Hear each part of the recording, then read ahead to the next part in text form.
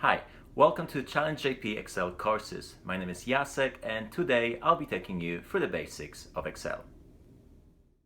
Okay, we're going to start with an empty workbook. Each of the workbook consists of sheets. That's a sheet number 1, and then each of the sheet consists of cells. Cell is located on the intersection of columns. All of the columns are marked with letters, and row. All of the rows are marked with numbers.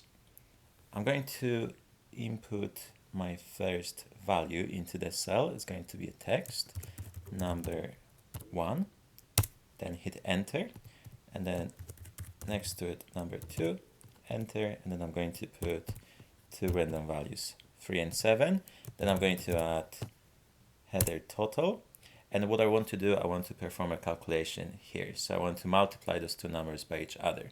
In order to do so, I need to put a equal sign, and then I'm going to click on a cell B3, and then Shift and 8, which is this asterisk, that's a multiplier in Excel, and I will click on a cell C3.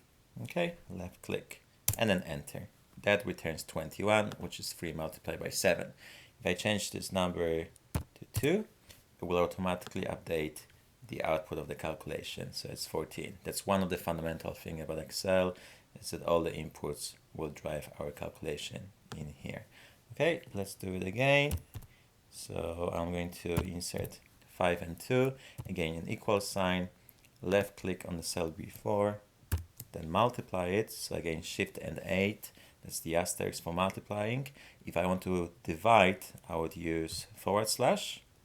Okay, for additions, that's just a plus, and then minus for subtractions, right? So B4 multiplied by cell C4, enter. Okay, that's then 5 times 2. Okay, let's put more numbers, maybe about 10, 11 rows of just random numbers. Okay, I'm using my arrow keys to move to the cell below. Okay, and now what I want to do, I want to copy and paste this formula from a cell D4. In order to do it, I can use one of the three methods. First of all, I can go to the right lower corner of the cell. My cursor is going to change to a plus, and I can just left click on that corner and drag my cells, my formula to the cells below. Okay, release the left click. That's the first method. Yeah, click and drag. All right, I'm going to click Control Z or Command Z for Mac users to go a step back. And then the second method will be again going back to my corner and simply double click on that. All right, if I double click on this corner, it will Excel will autofill all the values with my formula. All right, Control Z again to undo. The third method will be to go to that cell, hit Control C or Command C for Mac users, and then select the cells I want to paste the formula in, and then hit Control and V. Okay, copying and pasting. Okay, now let's spend some time trying to understand what's happening with our formulas in here, because as you can see, when I copy the cell D4 below, it doesn't copy number 10, it doesn't copy the value, it copies the output of the formula, which is exactly what we expected. And that has to do with the relative referencing. In order for us to understand how relative referencing works, let's see how Excel interprets the formula in here. So I'm just going to double click on this formula to audit that. And again, the formula appears to be B3 multiplied by cell C3. The way Excel looks at this B3 and C3 is almost as SatNav would be looking at a postcode or a zip code. Yeah, if I insert a zip code or a postcode into my SatNav, then the SatNav will return a set of directions of how do I get to that particular cell. And that's exactly the same way that Excel will be looking at that cell reference B3. So it's okay, well, I have to go to a cell B3 in order to get the value from it. How do I find it? I need to go 2 cells to the left from my existing cells, from my active cell. And then I need to multiply that value by a cell C3. Okay, well, how do I get to cell C3 from the active cell? I need to go to the cell, one cell to the left. Okay, so when I copy that formula to a cell below, now I'm in the row number 4. I moved from row number 3 to row number 4, but my active cell is the cell D4. Okay, so that's my starting point. Again, I'm going to double click on that, and now it's B4 multiplied by C4. All right, what I did, I actually copied that referencing, that relationship between those two cells that are multiplying by each other. So again, Excel looks at that cell, says, okay, I'm going to start from the cell D4. I'm going to take the value from the 2 cells to the left and then multiply it by a value from a cell to the left, and so on and so forth. Okay, so that's called relative referencing. And in a few minutes, we'll see what absolute referencing means, where we want to multiply a value by the same cell at all times. Okay, before we do that, let's add a new column called product, and I'll just fill that column with random values, just 3 products: tea, coffee, and milk. Again, it doesn't matter, the order of those doesn't matter. Okay, I'll just want to make sure I'll just put 3 of those values there. I'm going to change my header number 1 to items, number 2 to item cost, and then I'm going to call my total a net total. All right, so if I go to row number 3, I have a tea. I sold 2 items of tea at £7 or $7. My net total is 2 times 7, that's 14.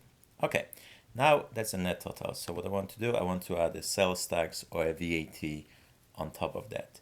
Right, I'm going to create another column, another header called VAT amount, and somewhere on the side here, I'm going to create my first assumption, and that's going to be a VAT percentage or a sales tax percentage.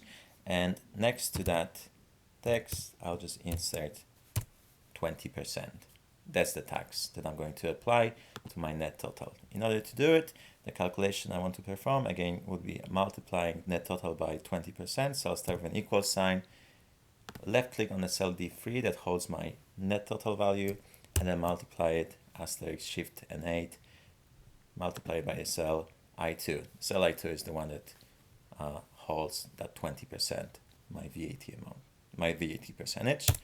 Enter, and I get 2.8, which is 14 times 20%. So that's the expected amount. Okay, that's fine. Let's just copy that formula to the cell below and see what happens.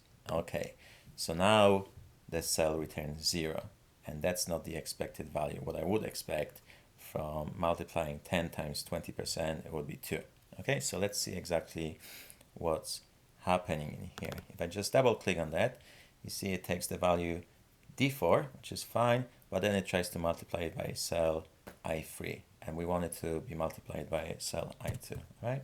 So let's go to the first cell, again double click on that, and again let's look at the relationship between those cells, again that relative referencing. So I start with the cell E3, then I go to the value from the cell to the left, and then I want to multiply it by the value from the cell 1, 2, 3, 4 cells to the right, and then 1 above. Okay, that's the relationship that I'm going to copy to the cell below. So when I go here, again, I take the value from a cell to the left, which is fine, and then I want to multiply it by the cell that is placed 4 cells to the right, and then one above.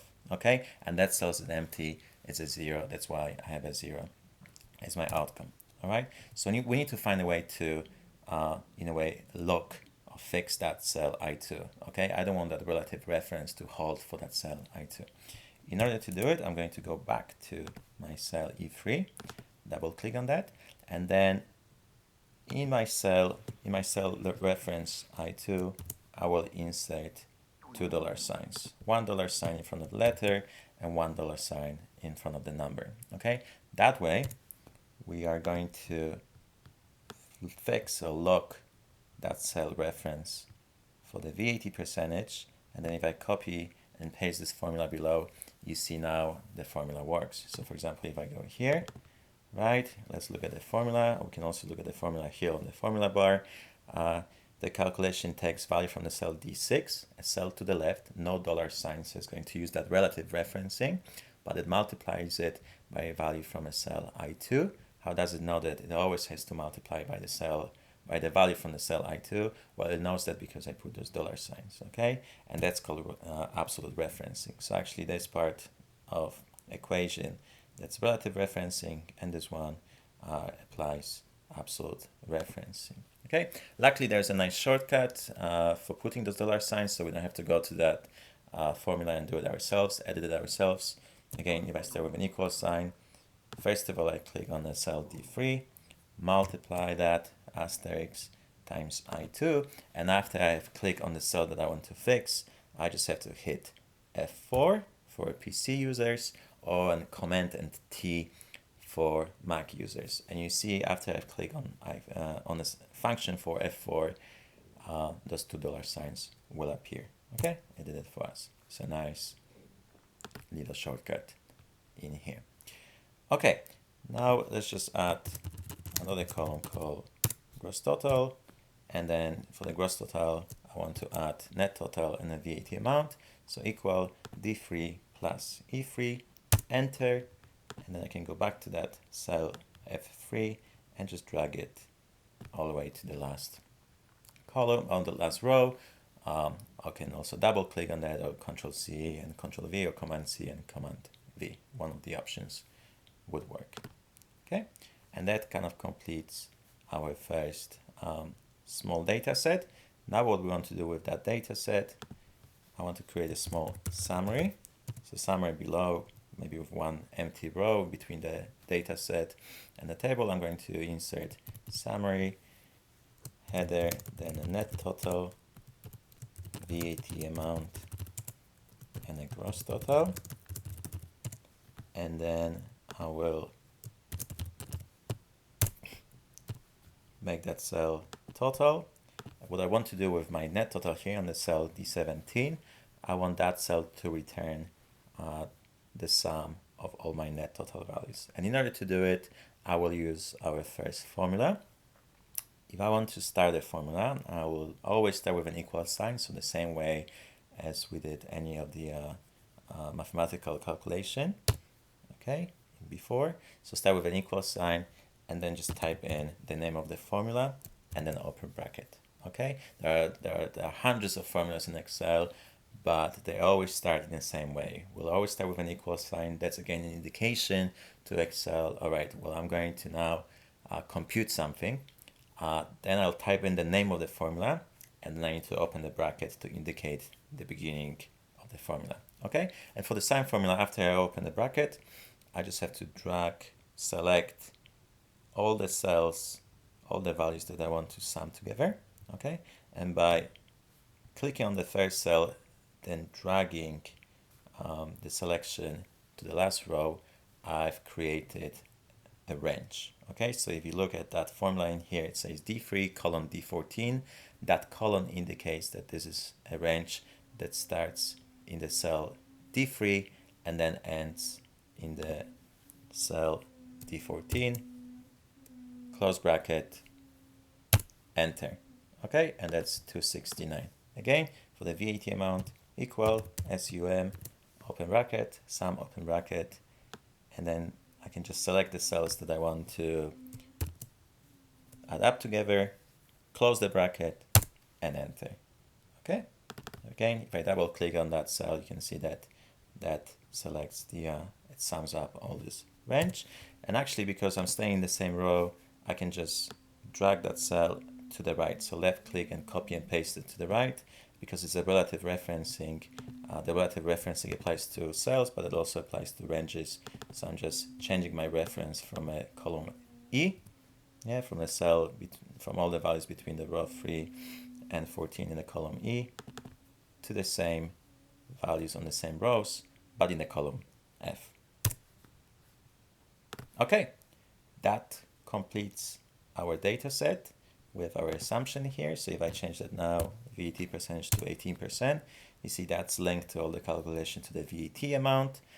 The VAT amount is added to the net total, which is an output of multiplying 6 times 4, so my items times item cost.